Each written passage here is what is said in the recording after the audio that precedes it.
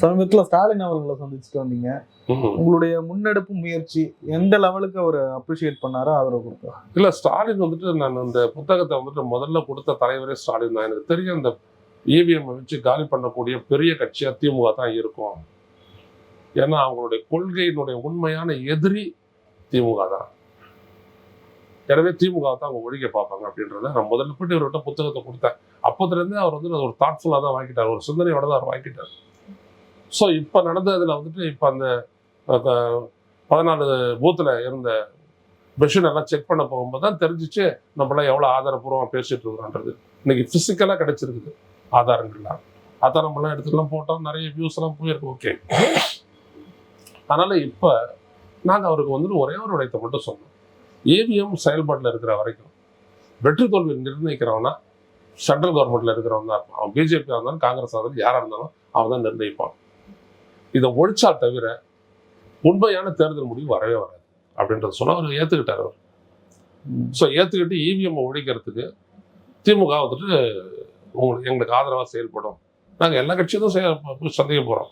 திரு எடப்பாடி பழனிசாமி அவர்களையும் சந்திக்க போகிறோம், மற்ற கட்சிகள் கம்யூனிஸ்டுகளையும் சந்திக்க போகிறோம், விஜயும் பிஜேபியை தவிர எல்லாரும் சந்திக்க போகிறோம். ஏன்னா அவங்க இயக்குறவங்க, இவர் பெனிஃபிஷியரி, இவங்க 2 பேரும் தவிர மற்றவங்க எல்லாம் சந்திக்க போகிறோம். இதெல்லாம் உண்மையா இருக்குன்றப்ப திமுக இது ஒரு மக்கள் பிரச்சனையாக்கி மக்கள் இயக்கமா அரசியல் இயக்கமா கொண்டு வந்திருக்கும். அதுல ஒரு மிகப்பெரிய ஒரு சிக்கல் இருக்குது மார்ஷல். அது என்ன பிரச்சனை அப்படின்னோம்னா, இவங்களுக்கு வந்துட்டு டெக்னிக்கலா இந்த விஷயத்த வந்துட்டு அவங்க வந்துட்டு பிடிபடுற அவங்க வந்துட்டு புரிஞ்சுக்க பாக்குறாங்க. அதனாலதான் பொன்ராஜ் கூட இருந்தார். ஐயா பொன்ராஜ் நடுவில் இருந்து சொன்னார். அவர் ஜி லெவல் சயின்டிஸ்ட்.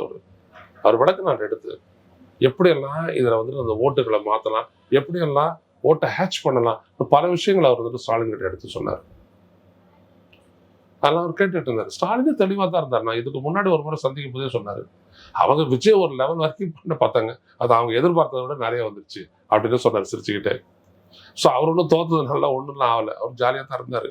அன்னைக்கு நான் ஒரு வீட்டில் சந்திச்சு நாங்கள் 1 to 1 எத்தனைக்கும் அன்னைக்கு நான் சொன்னேன், எந்தெந்த இடத்துல வந்துட்டு அந்த வாக்கு வந்துட்டு ஷிஃப்டிங் நடந்திருக்குது அப்படின்ற விஷயத்தையும் நாங்கள் பேசணும். இவன்னு சொல்லிட்டு அவங்க சும்மா ஒன்றும் இருந்ததில்ல. எஸ்ஐஆர்ல எவ்வளவு தூரம் அவரு இது ஸ்கேம்னு தான் நம்புறாரு இல்ல தெரியும். நம்பிக்கையினுடைய அடிப்படையிலயோ ஃபெய்த்தோ பிலீஃபோ டவுட்டோ அதெல்லாம் கிடையாது. சும்மா உன்னுடைய இதில் வீடியோ வந்துட்டு 14 லட்சம் பேர் பார்த்தான் கேட்குறேன். நான் சும்மா பார்த்தானே வந்துட்டு என்டர்டெயின்மெண்ட் அப்படின்ட்டு. அப்படி அந்த வீடியோவை பார்த்துருக்குறேன் யாராவது உன்னோட இதில் சொல்லு. வாழ்க்கையில கிடையாது அவ்வளவு இருக்குது தமிழ்நாட்டில். ஒரு பர்டிகுலர் இஷ்யூல நம்ம பேசுறது அவ்வளவு தூரம் வந்துட்டு யாருமே அந்த அச்சீவ் பண்ணல. அதே மாதிரி பொன்ராஜ் எடுத்து போட்டீங்க, அதுவும் ஒரு 11-12 லட்சத்துக்கு போயிருக்கு. சாதாரண விஷயமா இல்ல. ஸோ மக்களுக்கு எல்லாம் தெரிஞ்சுதான் இருக்குது. ஆனா அவங்களால விளக்க முடியாது, நம்மளால விளக்க முடியும். நான் வந்துட்டு என்ன நடந்துச்சு அப்படின்றத இவிஎம் வச்சு பண்ண தேர்தலில் என்னெல்லாம் நடந்துச்சு அப்படின்றத நான் புத்தகமா போட்டேன். ஐயா பொன்ராஜ் எப்படியெல்லாம் செய்யலான்றத டெக்னிக்கலா விளக்குறாரு. இன்னைக்கு கூட பாத்தீங்கன்னா ஒரு வெபினார் இருக்குது, வலையரங்க கூட்டம் ஒன்று வச்சிருக்கிறோம். 6 மணிக்கு தொடங்க போகுது. அந்த வலையரங்க கூட்டத்தில் வந்துட்டு நாங்கள் வந்துட்டு இதெல்லாம் பற்றி எக்ஸ்பிளைன் பண்ண போகிறோம். தமிழ்நாடு முழுவதும் இருந்து அதனுடைய மக்கள் வராங்க, பேசுகிறாங்க. அதனால் நாங்கள் ஒரே ஒரு விஷயம் பண்ணுறோம், இது வந்துட்டு மக்களுடைய உரிமை, வாக்குரிமைன்றது அது அவங்களுக்கே புரியாத அளவிற்கு பயன்படுத்தப்படுகிறது, கையாளப்படுகிறது அப்படின்றத அதில் இருக்கக்கூடிய மிகப்பெரிய ஸ்கேம்னு நாங்கள் சொல்கிறோம். பல அரசியல் இயக்கங்கள் முன்னெடுக்காத முயற்சியை சில தனிநபர்கள் இணைந்து முன்னெடுக்கிறீங்க. இது என்ன ஒரு பலனை தரும், என்ன விளைவு தரும், என்ன இம்பாக்டை கொடுக்குன்ற ஒரு கேள்வி இருக்குல்ல. 600 கிலோமீட்டர் மனித சங்கிலியை வந்து நானும் ஐயா காக்கா ஐயா லெனினும் சண்முகசுந்தர் தான் போட்டோம். அன்னைக்கு என் பக்கத்துல இருந்து சொல்றேன் இதெல்லாம் வெற்றி பெறாது அப்படின்றான். என் நண்பன்றவன் பக்கத்துல இருந்து ஒன்று சொல்றான் இதெல்லாம் வெற்றி பெறாதுன்றான். அது வேற கதை. என்ன முன்னெடுக்க வேண்டியது என் கடமை. கிருஷ்ணர் சொன்னார, கர்த்தாவியம் கர்மா, செய்ய வேண்டியதை செய், அதான் என் வேலை. நான் செய்ய வேண்டியதை செய்வேன். வெற்றி பெறுவது இந்த மக்கள் கிட்டையும் காலத்தின்கிட்டே இருக்கு, அவ்வளவுதான். பொன்ராஜ்னா யாரு? G level scientist. இன்னைக்கு நேரத்தில் ஒரு 10 வருஷத்துக்கு முன்னாடி அவர் அமெரிக்காவில் போய் செட்டில் ஆயிருந்தாருன்னா அன்றைய நிலையில் அவருக்கு 2 கோடி ரூபாய் மாசத்துக்கு சம்பளம். விட்டுட்டு தானே அவர் நின்னாரு ஐயா கலாமோட. எதுக்காக அடிக்கிறாங்க அவங்கள? இன்னைக்கு அவர் அளவிற்கு அரசியலையும் மக்களையும் அவருடைய பிரச்சனையும் புரிந்த ஒரு நபரை நீங்க சொல்லுங்க பாருங்க. பொன்ராஜ் அளவுக்கு நான் இது வரைக்கும் யாருக்கிட்டையும் பேசுறதில்லை. சொல்லுங்க, பொன்ராஜ் அளவுக்கு ஒரு புரிதல் அவங்க போட்டிருக்காங்களே. அவரும் நம்முடைய ஐயா இவரும் வந்துட்டு manifesto for change S equal to India 2020 போட்டுட்டு இந்த நாட்டில் அறிவார்ந்த சமூகம் சிந்திச்சு எப்படி அரசியல்ல செயல்படணும் மாற்றத்திற்கு அப்படின்றத ஒரு புத்தகமா போட்டிருக்காங்களே. இந்த மாதிரி யாராவது வந்திருக்காங்களா? காங்கிரஸ்காரன் வந்திருக்கிறான், பிஜேபிக்காரன் வந்திருக்கிறான். அப்படியாப்பட்ட திரு அப்துல் கலாமுடைய அறிவியல் ஆலோசகர் இருந்தவர், scientific adviser to doctor APJ Abdul Kalam. இப்படி அவர் ஒரு சயின்டிபிக் ஆலோசகர்னு சொன்னது டாக்டர் ஏபிஜே அப்துல் கலாம். இவரா விரும்பி போட்டுக்கிறதுலாம் கிடையாது கதை. அவர் H லெவல் சயின்டிஸ்ட், இவர் G லெவல் சயின்டிஸ்ட்.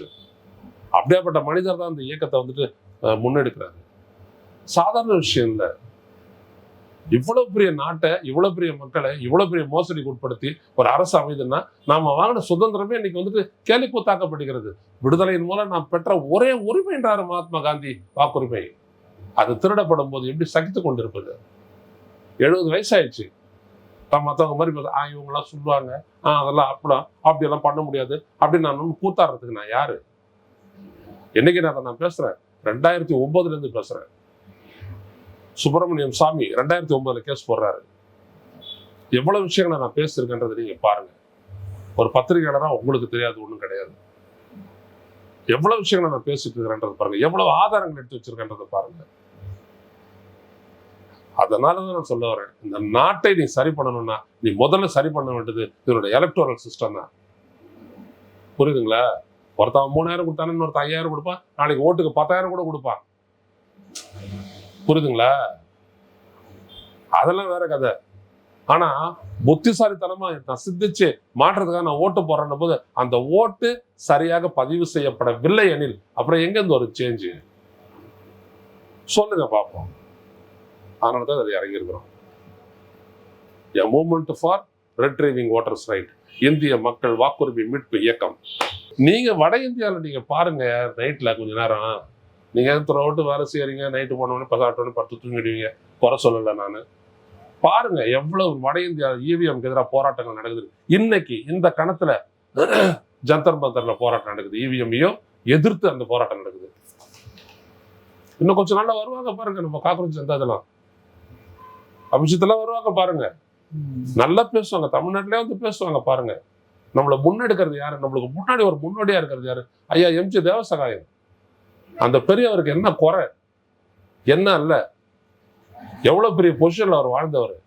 அவர் ஏன் இதை முட்டுறாரு? ஒரு உச்சநீதிமன்ற முன்னாள் நீதிபதி மதன் பி லோகூர் அந்த சிட்டிசன்ஸ் கமிஷன் ஃபார் எலெக்ஷன் அந்த அமைப்புக்கு ஏன் அவர் தலைமையா இருக்கிறாரு? வஜாஹத் அபிபுல்லா அவர் சிபிசியோட சேர்மனா இருந்து ரிட்டையர் ஆனவர். அவங்களாம் ஏன் அதுல ஈடுபடுறாங்க, ஏன் பேசுறாங்க? இல்ல பரகலா பிரபாகர் ஊரா போய் பேசுறாரு. எதுக்கு பேசுறாரு? எதுக்கு பிரியாணி சாப்பிடவா? சொல்லுங்க பார்ப்போம். மக்கள் ரொம்ப யோசிக்கணும், இப்படிப்பட்ட பெரியவர்களா ஏன் நிக்கிறாங்கன்ட்டு. எனவே அவங்கள ஒட்டி நாங்களும் நிக்கிறோம். நம்ம ஜெயிப்போம், நாடு வெல்லும். 100 நாளை நிறைவு செய்து தாவே காட்சி எப்படி இருந்தது? 100 நாள்ல எவ்வளவு கொலை நடந்திருக்குது சார்? 100 நாள்ல எவ்வளவு பெண்கள் பாதிக்கப்பட்டிருக்கிறாங்க சார்? 100 நாள்ல சிறுமிகளுக்கு எவ்வளவு பாலியல் துன்பம் கொண்டு போய் இழைக்கப்பட்டிருக்கிறது?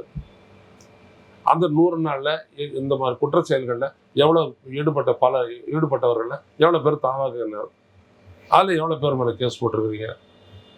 100 நாள்ல சட்டம் ஒழுங்கு ஃபர்ஸ்ட் ஃப்ரேம் முடிஞ்சு போச்சுங்களா? அடுத்த ஃப்ரேம் என்னது? 200 யூனிட் ஃப்ரீ. கரண்ட் பில் வந்துச்சு அவங்களுக்கு வீட்டுக்கு? எவ்வளவு வந்துருக்குது கரண்ட் பில்லு? டபுளா வந்துருக்கு. இதான் சார் விஜய் ஆட்சி, இதான் விஜய் ஆட்சி. உங்களுக்கு பரவாயில்ல, நீங்களாம் ரொம்ப கொடுத்து வச்சவர், ஏதோ உங்களுக்கு உதவி நல்ல அசஸர்னு நினைக்கிறேன். டபுளா மட்டும் போட்டுட்டு விட்டு போயிருக்கிறான். எங்களுக்கெல்லாம் என்ன போட்டு தீட்டணும் பெரியவங்க தான் தெரியும். அந்த மாதிரி அவனை அலறான், விஜய் ஆட்சின்னு அலறான். முடிஞ்சு போச்சு. அடுத்தபடியா சொத்துக்கு ஏதாவது உண்டா? சென்னை மாநகராட்சி வட்டத்தில் உங்களுக்கு சொத்து இல்லைல்ல, தப்பிச்சிட்டீங்க போங்க. அது சும்மா மடங்கு ஏற்றி விட்டாங்க கார்பரேஷனை கேட்காம. அதில் ஒரு 200 பேர் கவுன்சிலராக இருக்கிறாங்க, அங்கே ஒரு மேயராக இருக்கிறாங்க, அங்கே ஒரு கமிஷனராக இருக்கிறாங்க. அவங்க கூட்டம் போடுறாங்க, வாராந்திர கூட்டம்லாம் போடுறாங்க. அவங்களுக்கு எதுவுமே சொன்னது ஏற்றி விட்டாச்சு. அல்லதான் எவனும் தூக்க போல. மறுநாள் கத்தல எல்லாம் நிறுத்தி வைக்கப்பட்டது. இது அடுத்த செக்மெண்ட். எலக்ட்ரிசிட்டி பில்லு 2வது ஷோ. இது வந்துட்டு அடுத்த ஷோ. அடுத்தபடியாக பார்த்தோன்னா ஆங்காங்கு பேருந்து கட்டணங்கள் உயர்வு ஏதாவது சொன்னாங்களா? எங்கிருந்து முடிவெடுக்கப்பட்டது? எப்படி உயர்த்துறாங்க? ஏதாவது தகவல் உண்டா? ஆனா உயர்த்தியாச்சு. ஆனா ஜீரோ ஊழலே நடக்காது. எல்லாத்தையும் ஏற்றியாச்சு. அடுத்தபடியாக வேற ஏதாவது சொல்லுங்க. பால்லாம் பத்தி உங்களுக்கு தெரியும். மில்க் எல்லாம் ஸ்டாலின் இருந்தபோது எவ்வளவு மோசமா இருக்கு, இன்னைக்கு எவ்வளவு பியூட்டிஃபுல்லா இருக்குன்னு உங்களுக்கு தெரியும். பால் பாக்கெட்ல வந்துட்டு 100 கிராம் இன்னும் குறையுதான். இதெல்லாம் வருது, இப்போ கொஞ்சம் கொஞ்சமா வருது. எங்க இருந்து இந்த துணிச்சல்லாம் வருது? இது வரைக்கும் 5 பேர் வந்துட்டு விசாரணை கைதிகள் செத்து போயிருக்கிறாங்க விஜய் ஆட்சிக்கு வந்ததுக்கு பிற்பாடு. சொல்லுங்க எப்படி இது நடக்குது? அதே சிஸ்டம் ஸ்டாலின் இருக்கும்போது என்ன சிஸ்டமோ அதே சிஸ்டம் இப்போ இருக்குது. ஸ்டாலின் போட்ட பட்ஜெட் தான் முந்தா நாள் வரைக்கும் பட்ஜெட். ஸ்டாலின் இருக்கும்போது நல்லா இருந்தது, உங்க வரத்தோட்ட எல்லாமே சீர்கட்டு போத என்ன காரணம்? 104 ஆட்சி 154 ஆட்சின்னு இருக்கட்டும், அப்ப இருந்த மாதிரி ஒரு அமைதி இப்போ இல்லையே. ஏன் சொல்லுங்க. அதே போலீஸ் தான், அதே இபி டிபார்ட்மெண்ட் தான், ஆள் பற்றாக்குறைன்றீங்க. அது ஏன் அப்போ ஸ்டாலின் ஆட்சியில் எலக்ட்ரிசிட்டி ஃபெயிலியர் வரல? சொல்லுங்க. இதை இப்போ பேசிட்டு வரோம். இப்போ எலக்ட்ரிசிட்டி போச்சுன்னா என்ன ஆகும்? நம்ம இப்படிதான். இதுதான் 100 நாள் ஆட்சி. புழுவுறீங்க, நல்லா புழுவு தெரியுது உங்களுக்கு. சட்டப்பேரவையை கூட்டி வச்சுக்கிட்டு ஏகத்துக்கு புழுவுறீங்க. மாண்புலாம் வேற பேசுறீங்க. சொல்லக்கூடிய விஷயங்கள் ஏதாவது உண்மை இருக்குதா? தமிழ்நாட்டில் 2020க்கு பிறகுதான் போதைப் பொருள் புழக்கமே வந்துச்சு. அதுக்கு முன்னாடி இல்லவே இல்லை அப்படின்னு ஆதவர்ஜுனா ரெட்டி பேசுறாரு. இப்ப ஏன்டா இவ்வளவு தூரம் மாட்டிக்கிட்டு இருக்கிறீங்க? எவ்வளவு பேர் இந்த மாதிரி இளைஞர்கள்லாம் கொல்லப்படுறாங்களே. 20 பேர் சேர்ந்து ஒருத்தர் அடிச்சு சாவடிக்கிறான், 30 பேர் சேர்ந்து ஒருத்தர் அடிச்சு சாவடிக்கிறான்றானே. அந்த மாஃபியா லெவலுக்கு உயர்ந்திருக்குது. அதை ஏன் தடுக்கல உன் போலீஸ், தடுக்கல நீங்க அப்படின்னு கேட்டா, இது 20க்கு முன்னாடி 20 வரைக்கும் எதுவுமே இல்லை, அப்புறம் தான் வந்துச்சு அப்படின்றீங்க. எடுத்து ஸ்டாட்டிஸ்டிக்ஸ் எடுத்து படிச்சு பாரு. National narcotics control bureau, NCB, அதான் நோடல் ஏஜென்சி, அவன் கொடுத்துருக்கிற டேட்டா எடுத்து பாரு,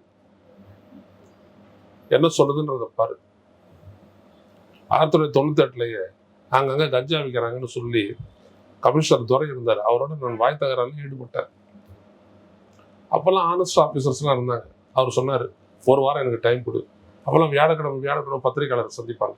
1 வாரம் எனக்கு டைம் கொடு, அப்புறம் பாருங்க. 1 வாரத்தில் ஒழிச்சு கேட்டார் அவரு. உங்களால் ஏன் செய்ய முடியல? அதை விட பெரிய சிஸ்டம். இப்போ கிரேட்டர் சென்னை போலீஸ் ஃபோர்ஸ் என்ன பண்றீங்க நீங்க? சொல்லுங்க. 100 நாள் ஆட்சி 18 திட்டம் போட்டிருக்கிறீங்க. அந்த 18ல வந்துட்டு சிங்கப்பண்ணி திட்டம் தவிர மற்ற எந்த திட்டத்தை வந்துட்டு ஸ்டாலின் ஆட்சி நிறைவேற்றாத திட்டம் சொல்லுங்க. ஒன்னே ஒன்று சொல்லுங்க. காலை உணவு திட்டத்துல இருந்துட்டு லேப்டாப் வரைக்கும் எது ஸ்டாலின் அரசு நிறைவேற்றாத திட்டம் சொல்லுங்க பார்ப்போம். ஸோ ஒரு பேஜ் அட்வர்டைஸ்மெண்ட் கொடுத்துட்டு நீங்க பாட்டு உட்காந்துட்டு இருக்கிறீங்களே, இந்த மக்களுக்கு நீங்க என்ன சொன்னீங்க, அதை எதை செஞ்சீங்க, அதை எப்போ செய்வீங்க அப்படின்ற ஒரு ரோட் மேப் ஆகுது இருக்கு அவங்ககிட்ட. 1 லட்சம் கோடி இன்வெஸ்ட்மெண்ட் நீங்க கவர்ந்துருக்குறோன்றீங்க. ஒரே நிறுவனம் 10,000 கோடிக்கு அவன் போடுறான், 10% நீங்க சொன்னதுல. அந்த நிறுவனத்தினுடைய பெய்ட் அப் கேபிட்டல் வெறும் 1 லட்சம் ரூபாய். அவன் சொல்றான் 10,000 கோடி நான் முதலீடு பண்ண போறேன்னு. எங்கே இருந்து பண்ணுவான்? என்ன கதை இது?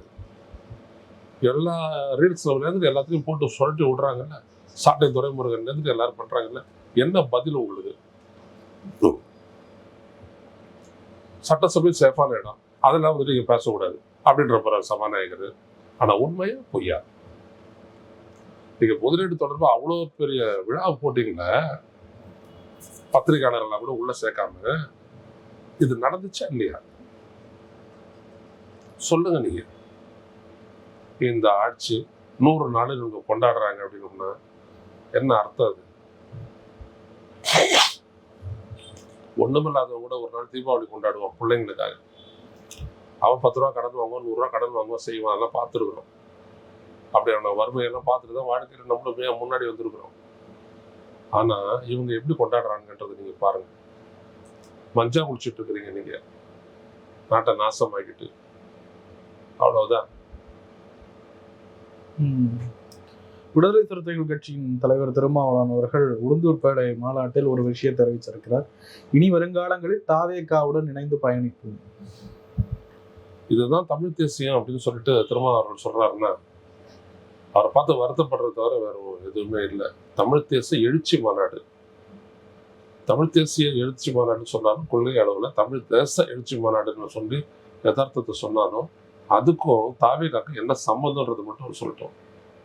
நாம் தமிழ் தேச பாதையில் தாவேகாவுடன் இணைந்து பணியாற்றுகிறோம்னு நீங்க சொன்னீங்களே, எந்த இடத்துல தமிழ் தேசத்தினுடைய சிக்கல்கள்ல இந்த விஜயனுடைய கட்சியான தாவேகாவும் செயல்பட்டு இருக்கிறாங்க சொல்லுங்க. காவிரி நதிநீர் பிரச்சனையில் அவங்களுக்கு ஸ்டாண்ட் இருக்குதா? ஏதாவது என்னன்னு அவங்களுக்கு தெரியுமா? முல்லை பெரியார் அணை பிரச்சனைக்காக என்னைக்காச்சும் விஜய் ஒரு அறிக்கை விட்டுருப்பாரா தெரியுமா? இல்ல இந்த எத்தனையோ பிரச்சனைகள், அந்த காவிரியை பாதுகாக்கப்பட்ட வேளாண் மண்டலத்துக்காக 600 கிலோமீட்டர் மனித சங்கிலி பிடிச்சோம், நீங்களும் பிடிச்சிங்க, நாங்களும் பிடிச்சோம். அதுல விஜய் எங்காவது இருந்தாரா? இல்ல ஈழ தமிழர் பிரச்சனையில இருந்தாரா? இல்லாட்டி மீனவர் பிரச்சனையில இருந்தாரா? இல்ல அரசு ஊழியர்கள் பிரச்சனையில வந்தாரா? எதுவுமே இல்லாத ஒருத்தரை பார்த்து நீங்க சொல்றீங்க அந்த கட்சியோட நீங்க பயணிக்க போறீங்க அப்படின்னா, இது விடுதலை சிறுத்தைகளுடைய மேல் நோக்கிய மேம்பாடா இல்ல கீழ் நோக்கிய வீழ்ச்சியா? உங்களுக்கு ஒரு கொள்கை கண்டிருக்கும். உங்களுடைய கட்சி ஜெயிக்கலாம் வேற கதை. இது இவிஎம் காலம், திரும்ப அவர்களுக்கு தெரியாது இல்லை. யார் வேணாலும் வைக்கலாம், யாரை வேணாலும் ஜெயிக்க வைக்கலாம், யாரை வேணாலும் வாக்காளர் ஆக்கலாம், யாரை வேணாலும் தூக்கி போடலாம். இன்னைக்கு கர்நாடகாவில் 1,08,00,000 பேர் தூக்கி போட்டான். நேற்று பார்த்தீங்க அப்படின்னோம்னா 2,21,00,000 பேர் யாருங்க கர்நாடகாவில் வந்துட்டு வாக்காளர் பட்டியலை தூக்கிட்டான். அங்கெல்லாம் ஜெயிக்க போறான். ஒரு மாநிலத்தில் 2,21,00,000 பேர் வந்துட்டு போலி வாக்காளர் இருக்க முடியுமா? யோசிச்சு பாருங்க. இந்த தேர்தல் ஆணையம் சொல்றான். அதனால ஜெயிக்கிறது தோக்கிறது எது வேணாலும் நடக்கும். விடுதலை சிறுத்தைகள் அப்படியேப்பட்ட கட்சி இல்லை. இந்த தமிழ்நாட்டினுடைய யூனிட்டி, தமிழ் மக்களினுடைய யூனிட்டியில அந்த கட்சிக்கு ஒரு பங்கு உண்டு. அப்படி தாழ்த்தப்பட்ட மிகவும் கீழ்நிலையில் இருக்கக்கூடிய சமூகத்தினுடைய கடைநிலையில் இருக்கக்கூடிய அந்த மக்களுடைய உரிமைக்காக குரல் கொடுத்த ஒரு மாபெரும் கட்சி தலைவர். சொல்லுங்க, எந்த இடத்துல வந்துட்டு இந்த தமிழக வெற்றி கழகம் இருக்கு சொல்லுங்க. இவ்வளவு பெரிய கூட்டம் எதுக்காக கூட்டிட்டு வரும்? நீங்க அரசியல்ல பலம் பெற்று சட்டசபையில் ஒரு 5 எம்எல்ஏ வரலாம், 2 பேர் அமைச்சர் வரலாம், அதுக்காக கூட்டப்பட்ட கூட்டமா அது உளுந்தூர்பேட்டையில? அப்படி வந்தவங்களா அவங்க? நீங்க இந்த கூட்டத்தை கூட்டுறதுக்கு அரையான செலவு பண்ணல, எனக்கு தெரியாது. ஏற்கனவே நடந்த திருச்சி மாநாடு, ஜனநாயக எழுச்சி மாநாடெல்லாம் பார்த்துருக்கிறேன். எந்த நம்பிக்கையோடு உங்களை நோக்கி வந்தாங்க? நீங்க எதை சொல்றீங்க? இந்த அரசியல் முடிவெடுக்கிறதுக்கு இவ்வளவு பெரிய மாநாட்டில் கூட்ட வேண்டிய அவசியம் இல்லையா உங்களுக்கு? நீங்க ஏதோ ஒரு வசதிக்கு ஒரு முடிவு எடுத்துட்டீங்க, அது இவ்வளவு பேர் வச்சு என்டாஸ் பண்ண வைக்கிறீங்க. அதுதான் ஆச்சரியமா இருக்கு.